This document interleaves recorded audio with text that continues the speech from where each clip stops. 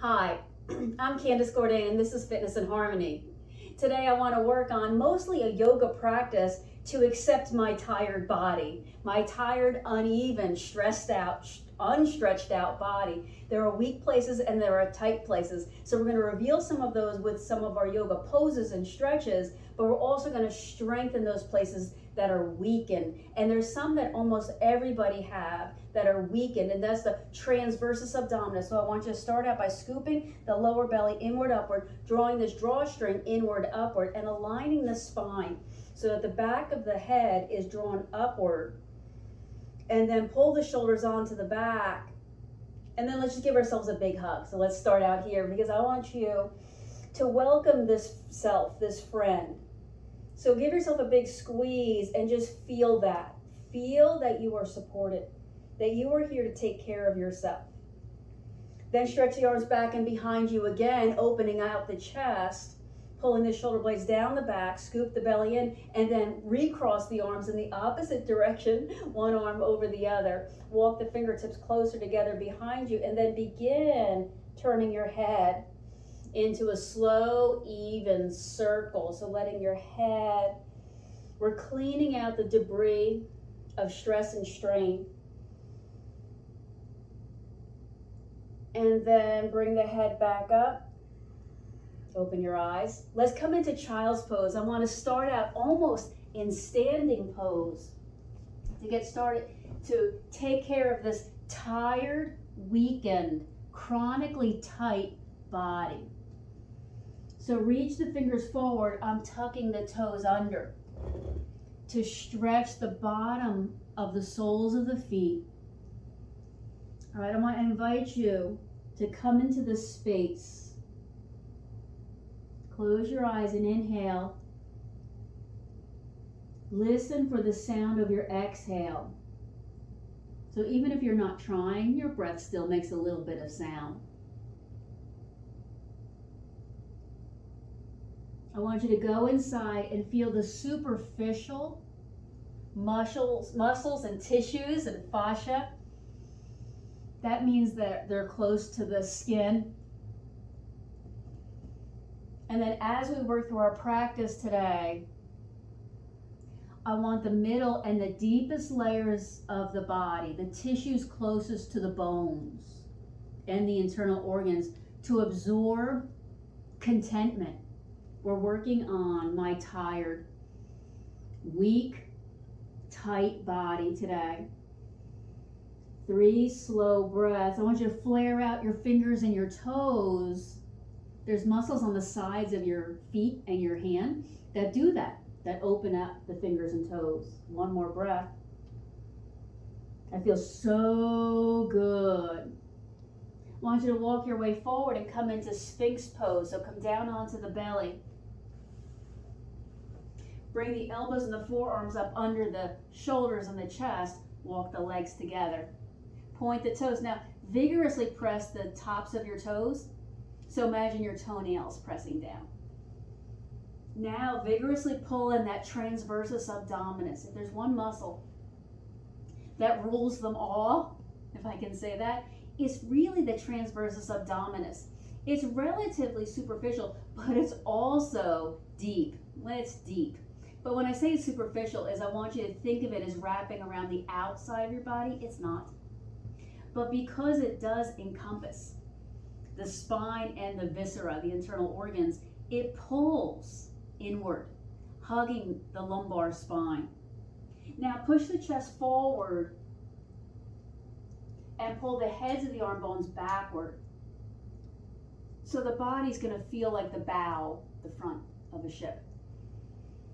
3 breaths, elongating the spine from the tailbone through the middle back, through that upper back, even through the neck, and almost out the front of the neck. 1 more breath. Keep wrapping the lower abdominals inward and upward, creating space in your sacrum.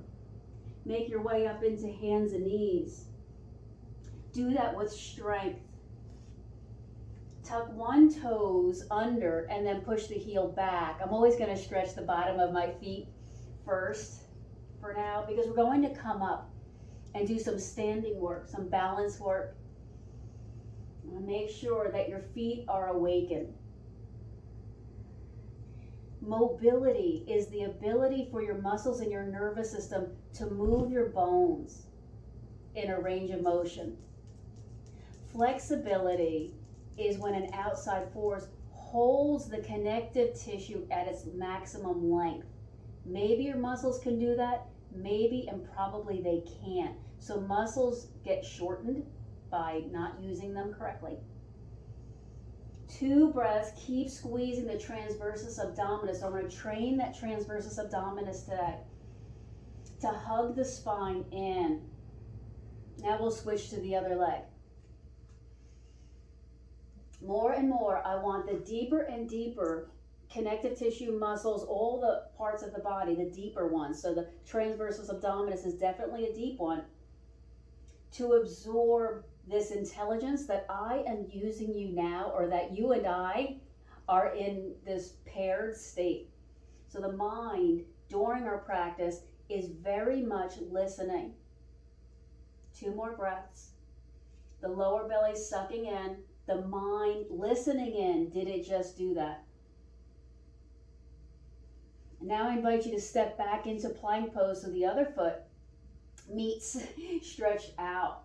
So from the arms to the shoulders, there's that right angle.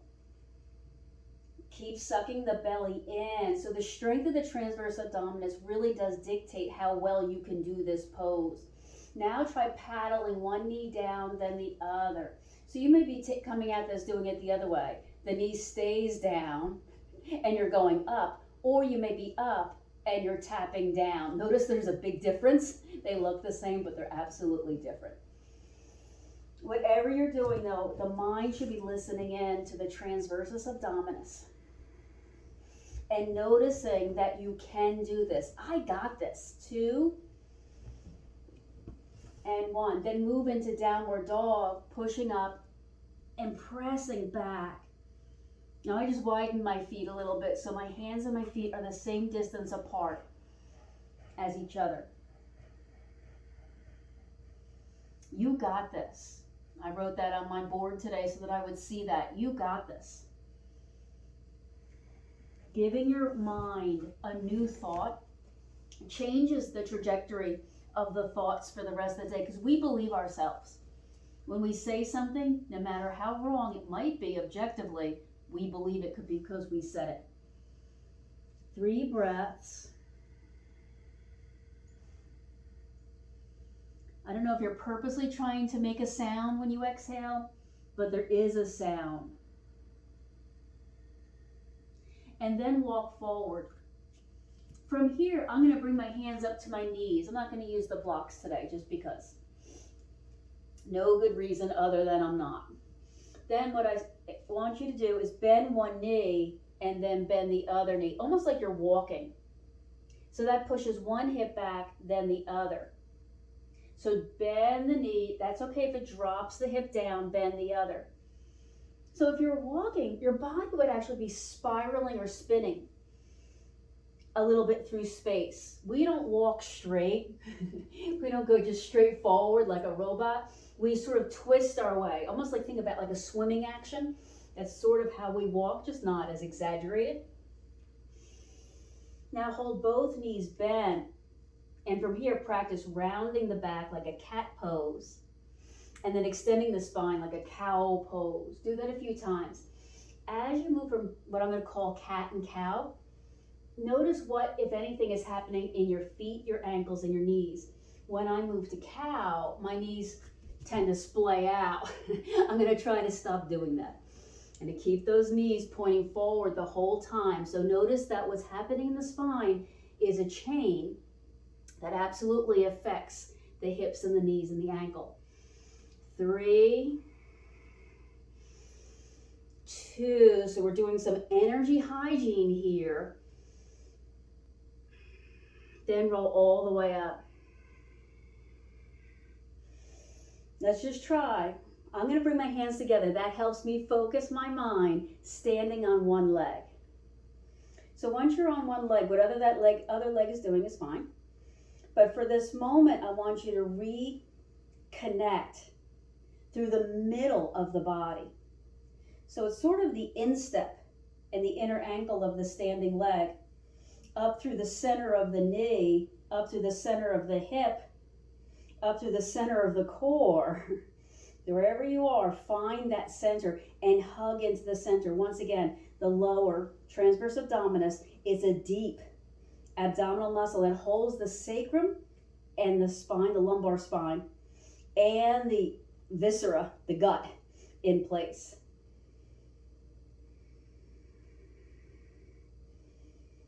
Three. For now, connect the thinking mind to the feeling mind. Like, I am here and I can feel this. And then we'll go to the other leg. Step down, other knee up, or wherever you're doing with this other leg. It's okay if the foot's just staying on the floor and all you've really done is change all of your body weight over to it. But notice the foot on the floor. Is your weight on the inner edge? Is it on the outer edge? Is it towards the ball or toes? Or is it towards the heel or back? Purposely maybe shift those four sides and figure that out. But once you come down to all four sides, suck the instep, the center of your foot, up. Good. Once you're doing that, align the knee joint over the top of the ankle, the hip joint over the top of the knee. Takes a little bit of a turn, as abdominals pull in up through the neck and the crown of the head. 3 breaths. I'm wiggling these toes to make sure they're still working for me. They're still part of the chain. They're just way down there. And then come down. I'm going to turn side because I'm going to move a little bit. Go to that first leg. One knee up, hold. I'm going to take this front leg back a little bit and step it a little bit behind and a little bit off to one side. So it's not exactly heel to toe, maybe a little bit further over than that. Inhale, circle the arms up overhead. As you exhale, lean over. Now the direction I'm leaning is whatever leg is in front, that's the direction. So if my left foot is in front, I'm leaning over to the left. The purpose is to stretch the side hip of whatever the back leg is. The back leg is receiving. 3. Shift to the front foot, shift to the back foot. One more breath. Now evenly through both feet. And then lift the head and chest up. Extend back a little bit, hold. I want you just to find a stretch and a connection. So we're not just stretching the front of the body, we're squeezing it. Come back up to like Tadasana, but draw this back knee up. So I want to practice this hover balance for a moment. The foot on the floor, this is what it's all about for me, is finding the kinetic chain from my mind and the neural chain, right? How my brain is connecting to my foot. One more breath. And then come down. I start with my hands at my heart. Draw the other knee up and hold. Find the 5 toes on the floor. 1, 2, 3, 4, 5. Now all 5, you may not be able to isolate your connection, like you can't necessarily move your middle toe without the one next to it. But imagine that you can. So this is the work, and this is how we train that to happen. Keep the knee that you're standing on a little bit buoyant and bent. So make sure it's not locked all the way back. Then take this other leg, step a little bit behind and across 1 inch or 2. Find balance again once you get there. So I want you to imagine that you're in Tadasana. Tadasana, we have an even amount of weight distributed on both feet and the edges of both feet. Pull the belly inward and upward, make that big scoop, and then inhale and stretch up. As you exhale, lean over the other side this time. Remember, the stretch is the back leg's hip up and through the shoulder blade of that side. Shift forward, shift back, shift forward, shift halfway. So both feet are holding whatever half of your weight is. Your weight, divide by 2. That's what each one is holding. Keep pulling the little strings kind of at the top of the leg bone up and into the center, and then tying a knot around the waist. What we're trying to work on is the weakened short muscles. A lot of the abs are weakened short muscles. 2. Notice if you keep like leaning into your favorite pattern of holding. Good. So then lift the head and the chest up, and then exhale back. So a little bit of extension here. Chin stays down. Yes, you've got it. 2. Wiggle the toes. Make sure they're still there. Come up. Balance on this front foot. Bring this back leg, the knee up, and hover. Inner outer edges of both feet. 2. And then come down. Bring the hands together. Inhale to circle up. Exhale to sit back into chair pose. So walk the feet separate. Press the hips back. Align the knees so that they're no longer protruding forward but pressing backward. Now once again, do this zip lining, zipping, pulling, drawing, contracting, scooping. So contract more and more around the waist. Inhale, come all the way up. Exhale, dive to forward fold. Step back into that plank pose again. So fingers, arms are lined right under the shoulders, and hold. Keep the arm bones feeling as if they're spinning outward, almost like this crease of your elbow is pointing forward, almost like that. Keep all 5 fingers alive and holding on to the floor. Try lifting one leg up and off the floor and hold. Now, if you just had to shift a whole lot and twist it and almost fell, let's go to the other leg. Other leg. Notice if there's a shift. That's something of an imbalance, let's say, of the weak oblique. Those are the side waist twisty muscles. Bring both feet down. Rock a little bit back. I'm all about stretching the chain from the bottom of the toes up through the top of the head. Lower both knees down. Push back into child's pose to rest. I want you to invite your mind now. Close your eyes and invite your mind. Our bodies are 70 to 80% water. We're kind of like a watermelon, a lot of water. So if your body is kind of like the ocean, if you can picture and feel that, and your breath is like the current, everything we've done has moved the harder parts, the proteins of the bones and the muscles and the stuff. And so the current has shifted and moved around those things. So I want you to invite your mind to imagine that the currents have shifted. Those weak muscles are now absorbing strength. Those short muscles are slowly lengthening because you're relaxing them purposely.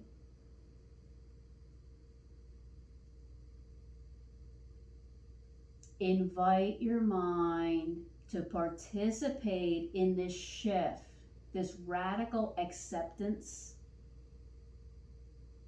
that change is happening inside.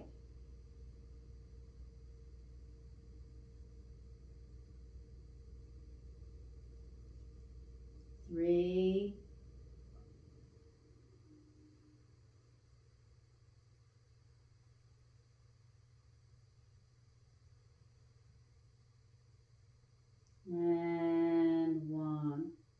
invite you to come up to hands and knees.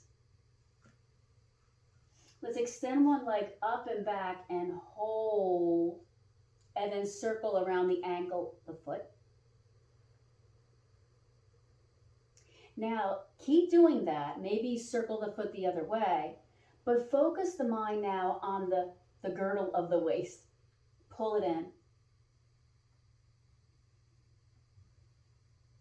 Maybe make shapes with that back foot if you know how to make like a star, or if you know how to make a square, or if you can write letters. Whatever you're doing, do it purposely. Keep going, but now level the hips. So notice this one hip has a tendency to want to flip up. Bring it back and level. Now just flex that back foot and hold. I want to see, can you take your toes in a little bit more, like your toes are going to point right at your face? So that's mobility. My toes can only go so far, but if I were to take my foot down, take your foot down, you can make your toes go a little bit further. That's flexibility. Push the foot down into the floor hard. Bring your hands, so make sure they're up and underneath you, and levitate this other knee and hold. This other knee just came up off the floor. 3. Remember, those hips are trying to stay level. And come down. Come back to hands and knees. Move from cat to cow.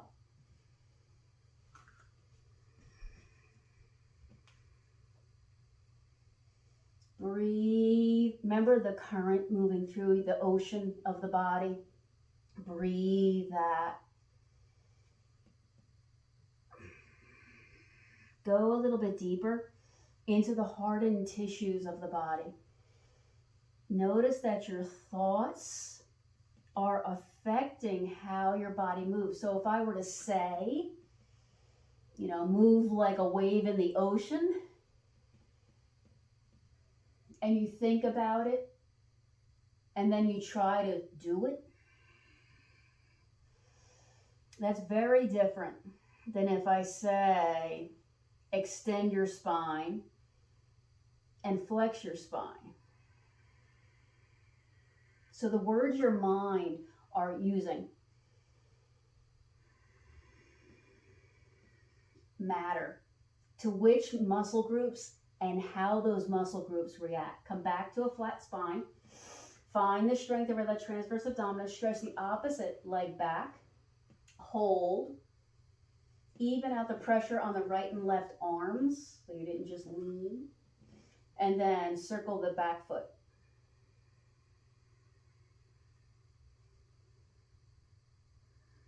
Keep the shoulder blades pinned onto the back. Circle the other way. Keep the shoulder blades pinned. Now connect the lower abdominals into the center of the belly. So deep connection. I don't know, make shapes with that back foot. A moon. A clover. A diamond. Rock the foot side to side. Then flex the foot back and hold. Square the hips so they're not twisting open. Now flare the toes back to their fullest mobility. Mobility, how far your muscle and your nerves can move a joint under your own volition, right? Your own just kind of, I'm imagining it. Then put your toes down and notice that you can go a little further because you're pressing through the connective tissue now. Press that foot down hard. So make like a tripod, 2 hands, 1 foot, push down, lift up the other knee. So levitate and hold. If you weren't squeezing your transversus abdominis, you are now. 3. Shoulders wide. You got this. Remember, I wrote that on the board today. You got this. I'm kind of a busy day. You got this. And release down. Take that leg that's behind you, step it forward, and come to low lunge. I am going to use my blocks here. You don't need them. So 1 knee forward, One knee keeps crawling its way back. So I kind of lift the knee up, slide it back, put it down. Lift the knee up, slide it back, put it down. And then I try to push my hips forward more. The other muscle that's chronically short and weak is the iliopsoas, that hip flexor muscle. It's not only short because we sit for a long time, it's short because it stresses for a long time. And so it stays chronically contracted.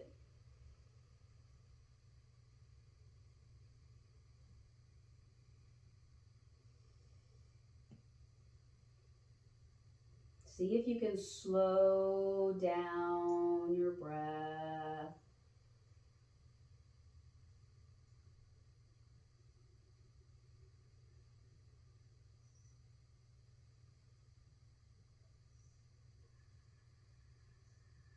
Two more.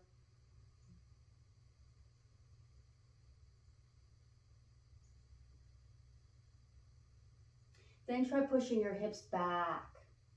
Now I want you to work really hard on this one today. So you push the hips back, right? They're kind of up over the, take this hand of the same hip and put your thumb into that crease there. And I want you to push back, really dragging the back of this leg backward. So really push hard so that you're really stretching the hamstring. The point of this is to stretch the whole sheath of the back of the leg, because those muscles, the hamstrings and the gastrocnemius, they're chronically tight, but ironically weak. So these are all weak muscles we're talking about today, but some of them are tight and weak. Some of them are actually long and weak. Kind of crazy that it can be long, just kind of sitting there, not doing much at all.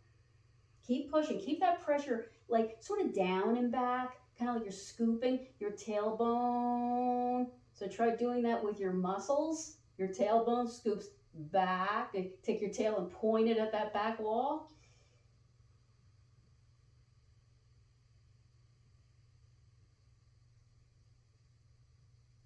And then release. Let's try moving all the way to the other side. Boy, today is a master class in getting those muscles stretched out and awakened.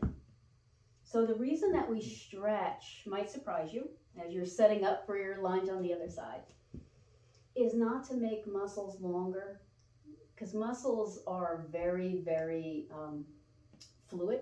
They're going to change. They're very, very variable. If you've ever had muscle and then it went away, you say, where'd my muscle go? Is that possible? Yes, muscle goes away. It still literally exists. It just doesn't have much to it. The reason we stretch is to awaken the nerves that are attached to that muscle so that they're actually doing something again. So right now we're stretching the iliopsoas. So I want you to picture that muscle and lengthen its fibers.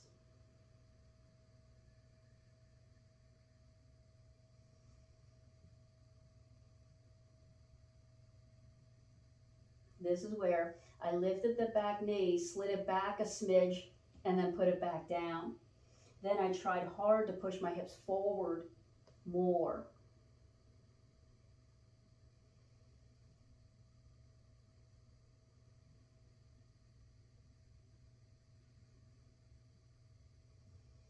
Brace the lower belly so we're not just letting everything go. Again, we wouldn't want a body where just all the muscles were soft.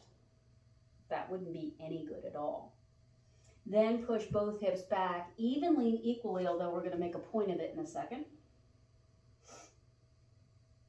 Same thing we did on the other side. You remember this? You took your thumb to the top crease of your hip and then push that hip back. Like you're digging.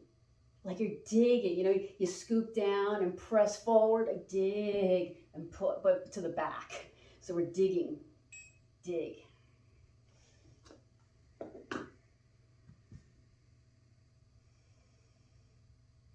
There are 3 muscles on the back of the hamstring.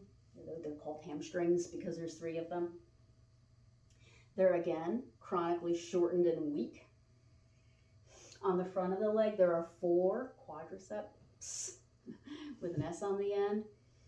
They're typically long and weak. In fact, weaker, much weaker than the hams. And they shouldn't be because there's an extra one. They shouldn't be, but they are. And you guessed it, it's from sitting.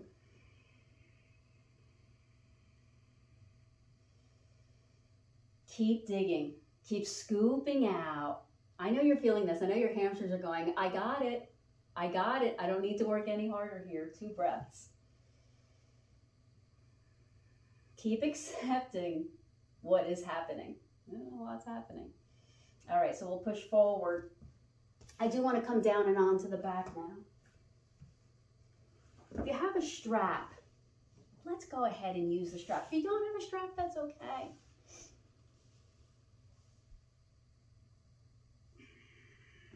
Lasso the foot. I'm just going to wrap it around the ball of my foot. Stretch that leg up. Now, really what I want perfect here would be your leg to be vertical. If your leg has to be further out, then it just has to be. So leg straight. That has to be straight. Leg, if it can be vertical, that's good.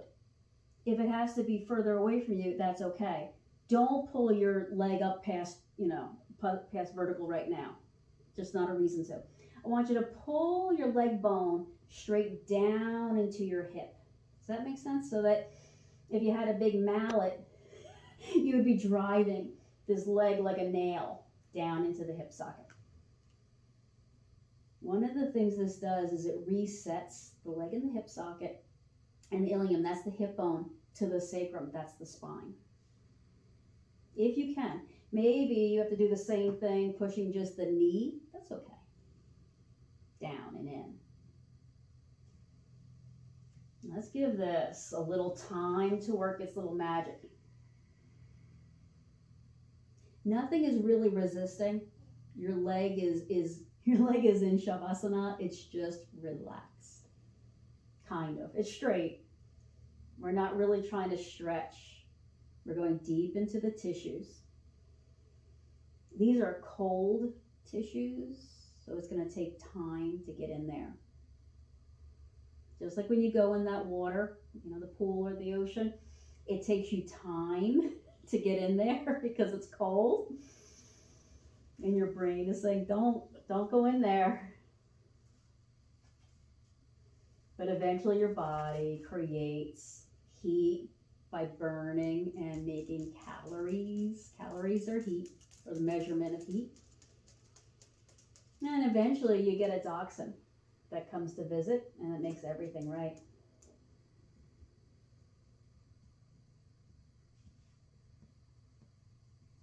Thank you for visiting, Phineas. Okay, let's go on to the other leg. Same thing. If the leg's vertical, perfect. If the leg has to be further out, that's okay. Pull. So you're just taking the leg bone and digging it into its hip socket. Not really stretching anything.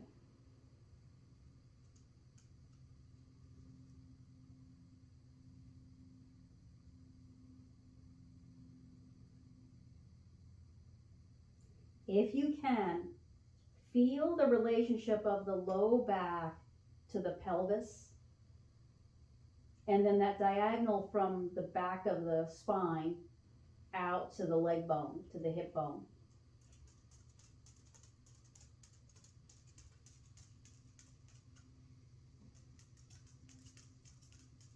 Let the leg reset. And we're doing some energy hygiene today. My tired body needs this reset. But maybe more importantly, the muscles that should have been holding me all along needed that re-education. Like you tell somebody, hey, watch where you're going. They're walking into you because they're not paying attention. You say, watch where you're going. You're re-educating that person that they should have been paying attention because bad things happen when you don't pay attention.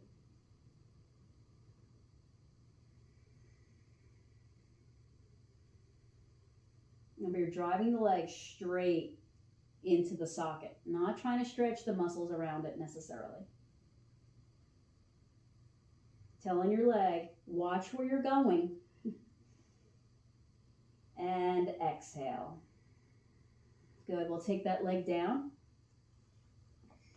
We're going to bring the hands to either the top of the knees or the thighs, or maybe your forearms. Maybe you can do forearms.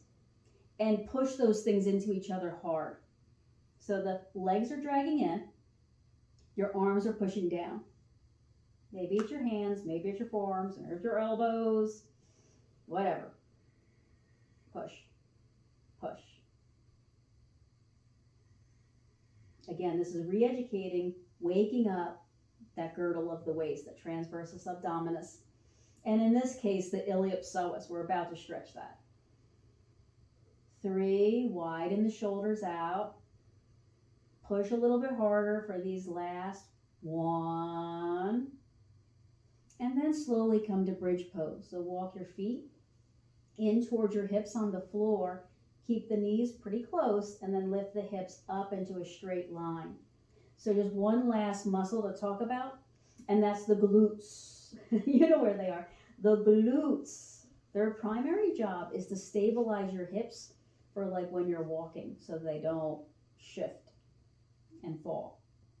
So if we were, press the arms into the floor, if we were to walk the knees, 1, and then the other, and then the other, and the other, alternating, can you keep the hips stable so that the glutes are doing their primary job? That's all there is to it.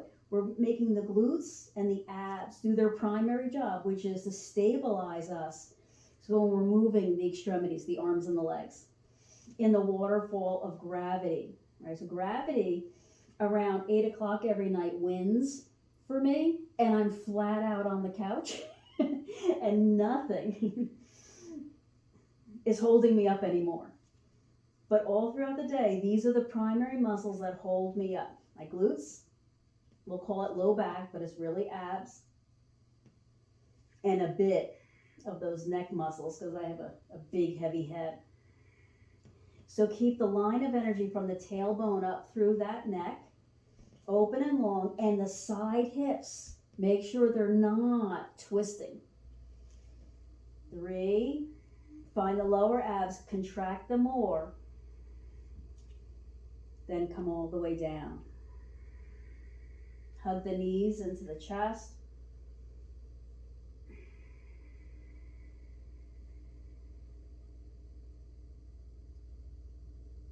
Cross one ankle over the opposing knee and then draw the shin bone in towards the opposite shoulder.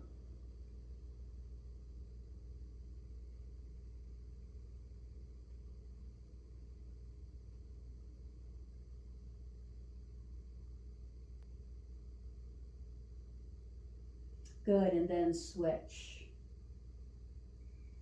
Shin bone drags across and folds down onto you.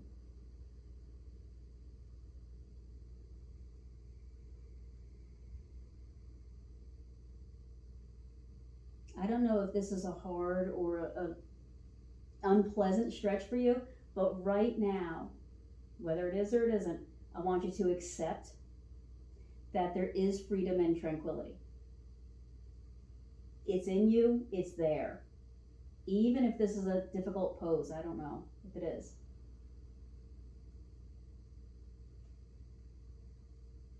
And then move all the way to Shavasana. Invite all of your bones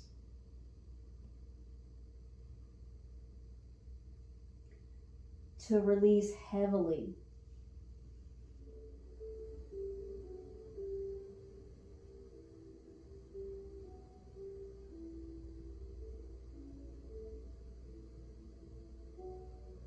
So now in the shape that you are in, taste freedom. Bring your thinking mind back. Awaken it more fully than before.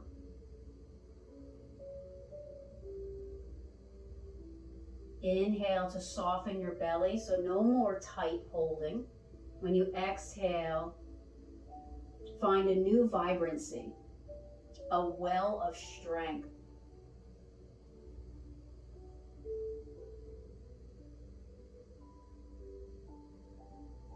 Naturally contract the abdominals so you can move on to your side.